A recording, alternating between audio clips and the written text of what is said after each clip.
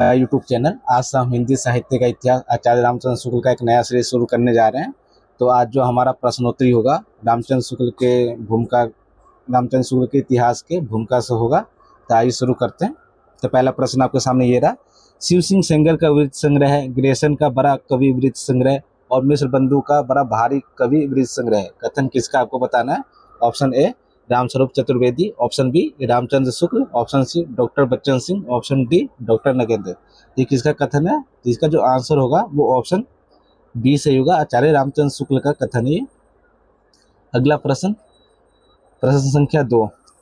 मैंने कुछ संक्षिप्त नोट तैयार किए थे जिनमें परिस्थितियों के अनुसार शिक्षक जनसमूह की बदलती हुई प्रवृत्तियों को लक्ष्य करके हिंदी साहित्य के इतिहास के काल विभाग और रचना की भिन्न भिन्न शाखाओं के निरूपण का एक कच्चा ढांचा खड़ा किया था। ये कथन किसका है आपको बताना है। आपके सामने 4 विकल्प दिए गए हैं। Option A Ramswaroop Chaturvedi, option B Ramchandra Shukla, option C doctor Bachchan Singh, option D doctor Nagendra. जिसका आंसर क्या होगा? तो हम आचार्य रामचंद्र शुक्ल की पुस्तक से कर रहे हैं, तो इसका जो आंसर होगा वो रामचंद्र शुक्ल होगा, ऑप्शन बी सही होगा। अगला प्रश्न, प्रश्न संख्या 3।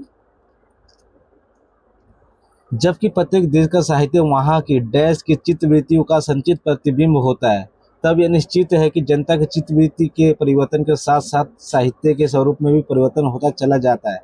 आदि से अंत तक इन्हीं चित्तवृत्तियों की परंपरा को परखते हुए साहित्य परंपरा के साथ उनका सामंजस्य दिखाना ही साहित्य का इतिहास कहलाता है। ये कथन किसका है? ये जो कथन है वो आचार्य रामचंद्र शुक्ल का है। यहाँ पर जो डैश है वहाँ क्या चीज आएगा आपको बताना है। ऑप्शन है जनता, ऑप्शन बी समाज, ऑप्शन सी लोक, ऑप्शन डी व्यक्ति। यहाँ पे क्या आएगा इसका उत्तर दीजिए आप। तो जो इसका उत्तर होगा वहाँ पर ऑप्शन ए होगा जनता। शुक्ल जी कहते हैं जबकि प्रत्येक देश का साहित्य वहाँ की जनता की चित्तवृत्ति का संचित प्रतिबिंब होता है। ठीक है, अगला प्रश्न चलते हैं। प्रश्न संख्या 4। हिंदी साहित्य की भूमिका का प्रकाशन वर्ष क्या है बताना आपको। तो पहले ये बताइए कि हिंदी साहित्य की भूमिका का प्रकाशन वर्ष जो है क्या है। उसके बाद ये बताइए कि इसका लेखक कौन है। ये एक आलोचनात्मक ग्रंथ है।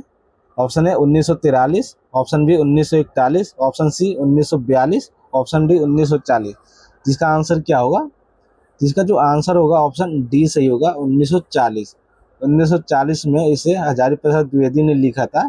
यह हजारी प्रसाद द्विवेदी का ग्रंथ है जिसे आचार्य रामचंद्र शुक्ल अपनी भूमिका में लिखते हैं। प्रश्न संख्या 5। सूर की बड़ी भारी विशेषता है नवीन प्रसंगों की उद्भावना करने वाली ऐसी प्रतिभा हम डैश में भी नहीं पाते। तो किस में नहीं पाते आपको बताना है। ऑप्शन है Nanddas, option B Tulsidas, option C Jayasi, option D Kabir. ये कथन क्या होगा? इसका आंसर क्या होगा? इसका जो आंसर होगा वो तुलसीदास, ऑप्शन बी सही होगा, तुलसीदास। ऐसी प्रतिभा हम तुलसी में भी नहीं पाते। शुक्ल जी सूर की तुलना तुलसी से करते हुए उनकी प्रतिष्ठा करते हैं सूर की। प्रश्न संख्या 6। यह सूचित करने की आवश्यकता नहीं है कि ना तो सूर का अवधि पर अधिकार था और ना जायसी का ब्रज भाषा पर। सारांश यह है कि हिंदी काव्य की सब प्रकार की रचना शैली के ऊपर गोस्वामी जी ने अपना ऊंचा आसन प्रतिष्ठित किया है। यह उच्चता और किसी को प्राप्त नहीं। लोक संग्रह का भाव उनकी भक्ति का एक अंग था। कृष्ण उपासक भक्तों में इस अंग की कमी थी। ये कथन किसका आपको बताना है।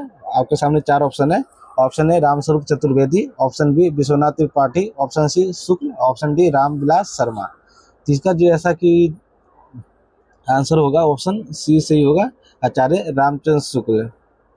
प्रश्न संख्या 7। जायसी की अक्षय कृति का आधार डैश है जिसके पढ़ने से ये प्रकट हो जाता है कि जायसी का हृदय कैसा कोमल और प्रेम की पीर से भरा हुआ था।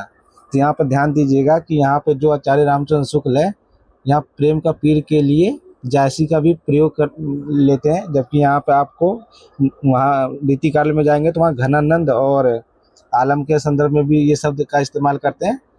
तो यहाँ पर आंसर बताइए, इसका आंसर क्या होगा। Option A Akhravat, option B Akhiri Kalam, option C Padmavat, option D Kanhavat. जिसका आंसर क्या होगा? जिसका जो आंसर होगा ऑप्शन सी होगा, पद्मावत। कहते हैं कि जायसी का अक्षय कृति का आधार क्या है? पद्मावत है। प्रश्न संख्या 8। पर जो कुछ हुआ वही बहुत हुआ और उसके लिए हमारा हिंदी साहित्य किसके लिए सदा ऋणी रहेगा, आपको बताना है। यह आचार्य रामचंद्र शुक्ल का कथन है, किसके संदर्भ में? Option A Ram Prasad Niranjani, option B Bharatendu, option C Hazari Prasad Dwivedi, option D Mahavir Prasad Dwivedi.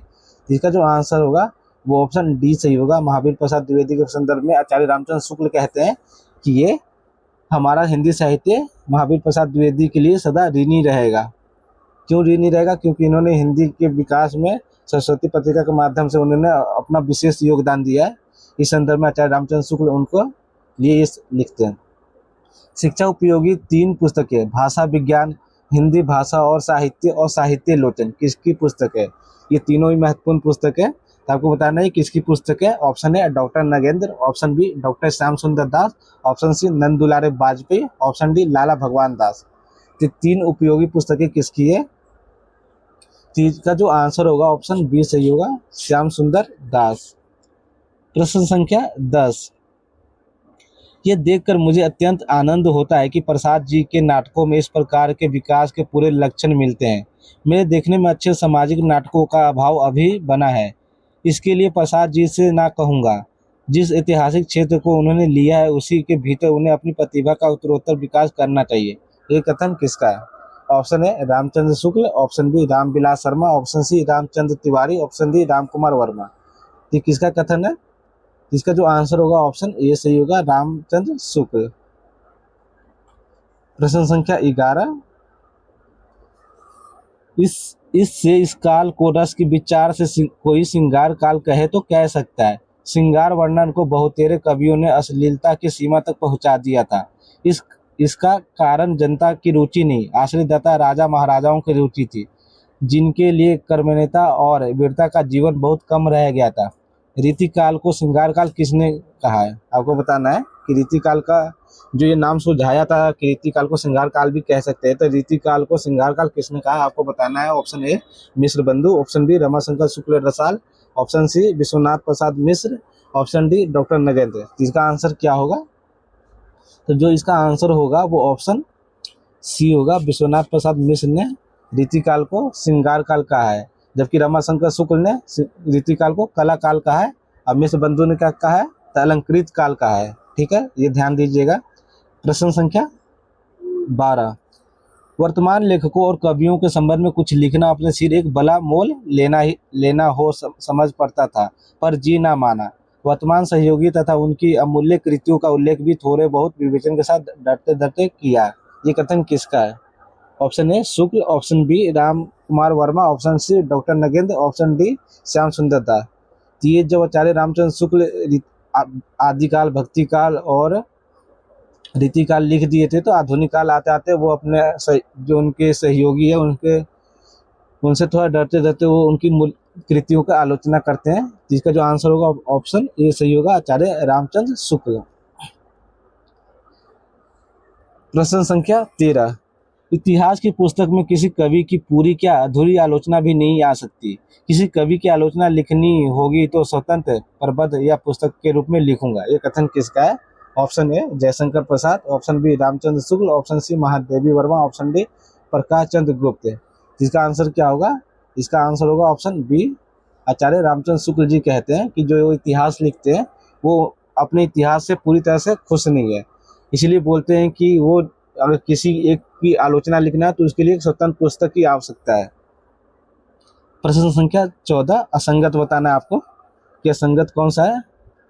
Option A Pallav Sumita नंदन पंत की है, ऑप्शन बी झरना आंसू कमायनी जयशंकर प्रसाद की है, ऑप्शन सी तुलसीदास ने लिखी है, ऑप्शन डी निहार रश्मि महादेवी वर्मा की है। यहाँ पर थोड़ा टाइपिंग मिस्टेक हो गया है, इसका आंसर दीजिए। इसका आंसर क्या होगा? इसका जो आंसर होगा ऑप्शन सी सही होगा, तुलसीदास काव्य ग्रंथ की रचना तुलसीदास ने नहीं, सूर्यकांत त्रिपाठी निराला ने की है। प्रश्न संख्या 15, विषाद, बालू की बेला, खोलो द्वार, बिखरा हुआ प्रेम, किरण, वसंत की प्रतीक्षा किस काव्य संग्रह की कविता है? आपको बताना है। ये जो है ये जयशंकर प्रसाद की कविताएं हैं, तो किस में संकलित है आपको बताना है। ऑप्शन ए झरना, ऑप्शन बी कानन कुसुम, ऑप्शन सी चित्राधार, ऑप्शन डी प्रेम प्रतीक। तो किस में संकलित है? तो इसका जो आंसर होगा ऑप्शन ए सही होगा, झरना। ये झरना में संकलित है। प्रश्न संख्या 16, पल्लव छायावाद का प्रथम काव्य संग्रह है, ना कि प्रसाद का झरना। ये कथन किसका है? Option A Shukla, option B Ramvilas Sharma, option C doctor Nagendra, option D Ramswaroop Chaturvedi. ये जो आंसर है, ये इसका जो आंसर होगा ऑप्शन ए होगा। आचार्य रामचंद्र शुक्ल जी कहते हैं कि पल्लव छायावाद का प्रथम काव्य संग्रह नहीं है, पल्लव छायावाद का प्रथम काव्य संग्रह, ना कि झरना। ठीक। प्रश्न संख्या 17, हिंदी साहित्य और संवेदना का विकास का प्रकाशन वर्ष क्या है? आपको बताना है 1981, 1985, 1986, 1990। इससे पहले हमने हिंदी साहित्य और संवेदना का विकास आचार्य रामस्वरूप चतुर्वेदी का जो पुस्तक है उससे जितने भी महत्वपूर्ण प्रश्न बन सकते थे उस पर हमने प्रश्नोत्तरी किया है। अगर आपने नहीं देखा है तो आप उसका एक प्लेलिस्ट बना दिया गया है, आप वहाँ जाकर देख सकते हैं। तो जो इसका आंसर होगा ऑप्शन सी होगा 1986। तो आज जो है हमने आचार्य रामचंद्र शुक्ल के हिंदी साहित्य और साहित्य का इतिहास से भूमिका से जितने भी प्रश्न बन सकते थे उसको हमने आज यहाँ किया है। कल की वीडियो में हम उनके आदिकाल के आधार बना के प्रश्न करेंगे। आज के लिए इतना ही, धन्यवाद।